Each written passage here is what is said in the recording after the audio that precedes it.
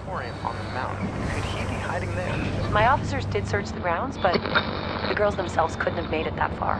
Something about that mountain seems to breed tragic events. More than you know, Marty. Well, thank you for joining us, Amy. With all the Washingtons tonight, their son Josh, on this, the anniversary of the mysterious disappearance of Hannah and Beth Washington. Well, hello, friends and fans. All right, let's do that again. All right. Well, hello, friends and fans. It's beyond awesome to have you guys all back this year.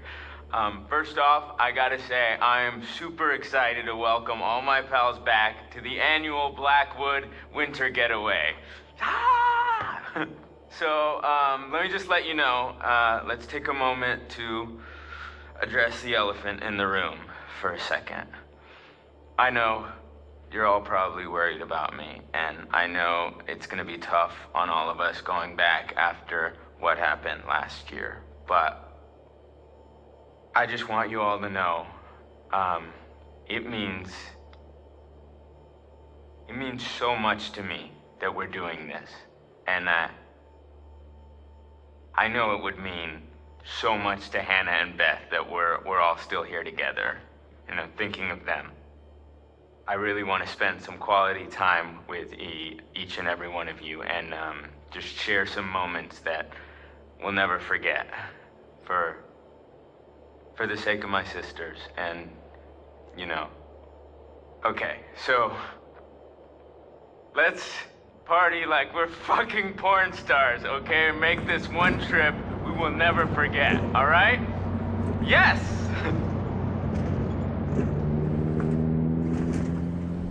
And what was easily one of the biggest surprises of 2015 would probably be Until Dawn.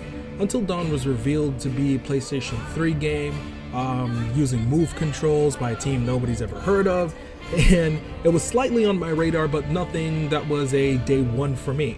And now it's one of the biggest things of 2015 might essentially be, you know, titles getting revealed for PlayStation 4 that were in development for PlayStation 3. Now, in a different engine, which borrows actually from the Killzone Shadowfall engine, and no longer, you know, exclusively using move controls, but having some motion elements into the game has a huge facelift night and day compared to when it was first revealed. This game went from slightly being on my radar on PlayStation 3 to day one must buy when it was being released on PlayStation 4, with them, you know, adding, you know, a bunch of characters and changing a whole bunch of stuff. It definitely opened my eyes to me wanting to get it. So this is day one for me this year. Until Dawn is a horror title, but must be explained carefully, as the title horror is not a brush stroke that basically paints some, you know, unanimous stroke. This game is best described as an adventure point-and-click title. The game you could control the character, but I won't go so far to say as it plays like Evil Within, or Resident Evil 4, Silent Hill, or anything of the sort. You control the characters in the game, but how the game actually plays is actually irrelevant to the concept of the game in terms of how it feels. The real star of this game is the decisions you make. The QuickTime events have their little fun, in terms of motion events also are kind of really fun, where you have to stay perfectly still and not get spotted, or it's entertaining, and it's 100% the reason why I would ever really tell somebody to play this game, or because of the decisions, the choices, and the characters and the performances. I would not necessarily tell you to play this game for the feels. It is not a action-y game. You're not in there to have skill trees, or, you know, build up RPG levels, or, you know, do survival horror things like an Resident Evil. So escape that out of your mind before purchasing this title. This game truly lives by its concept more so than how it actually physically feels. Now, the game takes place with several young adults inside of a cabin where a serial killer is on the loose. The acting of the game, first and foremost, is amazing in this title. Something that I've yet to really see in a game, with the exception of only the very best. Your Metal Gears, your Final Fantasies, your high-level AAA type level stuff. This is above even those games. Yes, it's even above those games, as the entire game is that. So it's going to be above, I believe, other titles, even in the higher echelon of AAA, simply because it's not really just part of the game. It is like the meat of the game. It is, so the character performances are amazing. easy to say the least. Of all the games that I played, this year, of all the games you guys see me reviewing and playing and showing on the channel and everything, this game stands above lots of the titles that I played this year.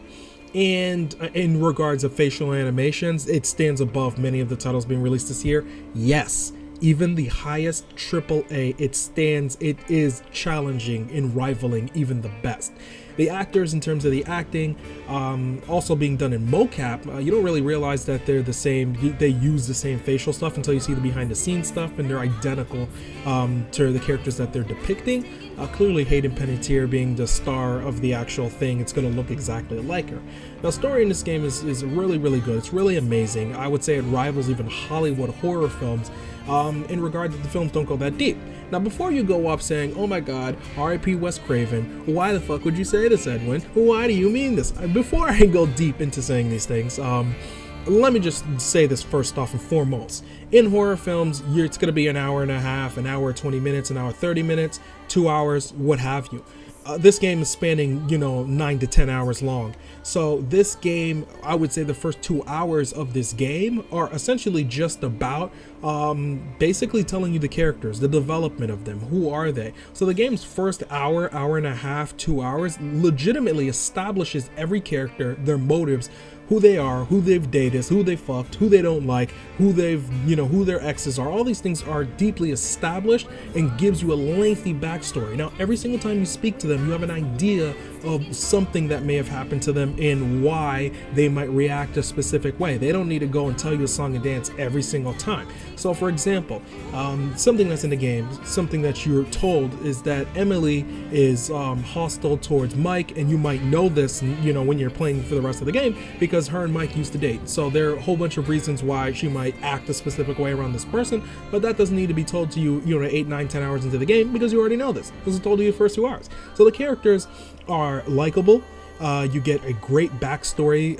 You get attached to some of the characters a lot. So sometimes you might keep a character and you want to keep this character alive throughout the game, and he's your favorite, or he or she might be your favorite, and you want to bring them in, and and they die through the, unforeseen circumstance, and, because of mistakes you made. And of course, you're mad, you're pissed off. You want to bring them to the end. And the quick time events are well placed. The QTE moments are well placed. They don't necessarily make up the whole game. But I would perfectly be fine if they, if they added more to them. I would actually be okay with that.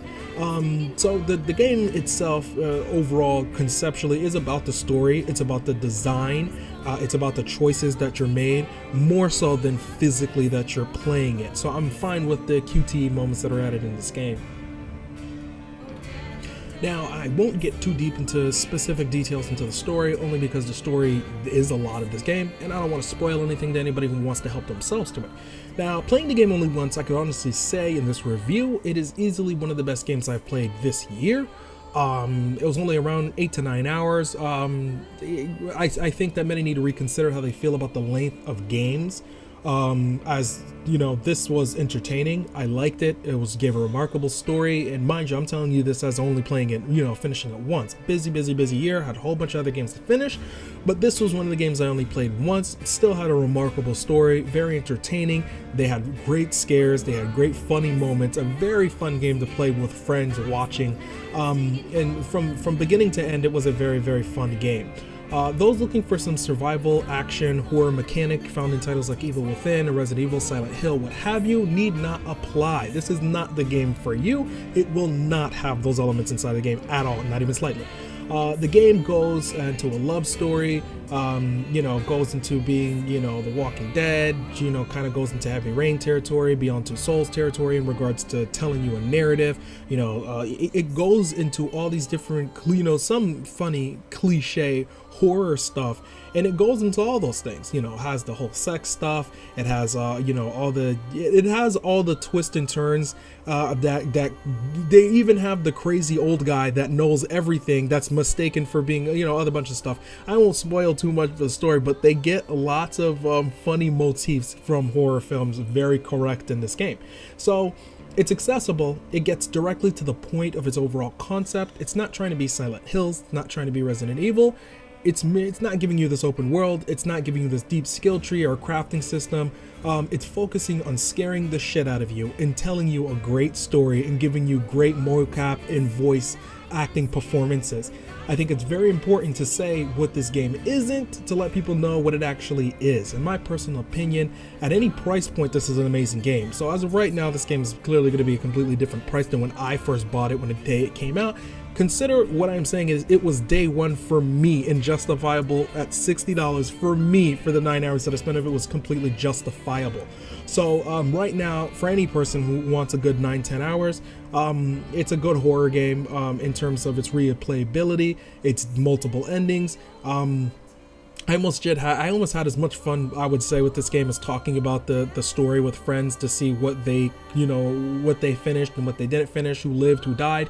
So I had just as much fun. So it's one of my favorite surprises to come out of 2015. Here's hoping Supermassive Games makes more titles with different characters and different locations.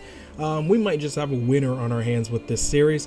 It has been confirmed that they are indeed seeking to work on multiple titles, that they, got the okay from Sony to make this a series with more games in mind. I am very, very, very happy to hear that. As somebody that, I like to sit back and play the narrative games like The Walking Dead and like Beyond Two Souls and like Heavy, I like to sit back and enjoy myself in those games. Sometimes this game hits it out of the park and does a phenomenal job for what the game is.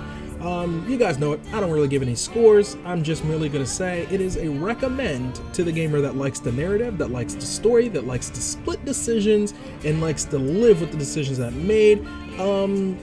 Yeah, we're going to say this is a thumbs up, this is a recommended for that, but steer clear if you are thinking that this is like Evil Within, or it is like Aliens Isolation, or any type of, horror action-y game. It's not that.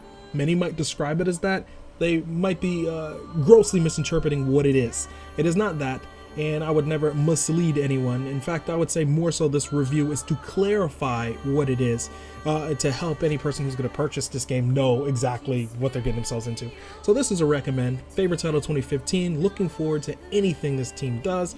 And yeah, this gets a score of recommends. It gets the thumbs up. Well, what is this that I can't see with ice cold hands taking hold of me? When God is gone and the devil takes hold, who'll have mercy on my soul? This is not happening. Please tell me this is happening to my age. Please don't take I don't know what to do.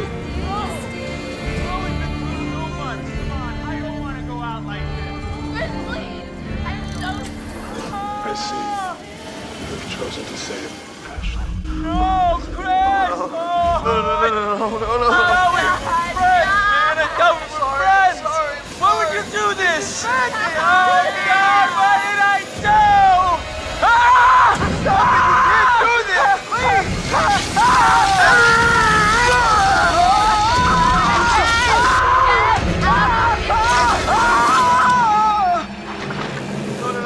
No, don't look, Ashley. Why Don't look. can't I look, Chris? Please tell me he's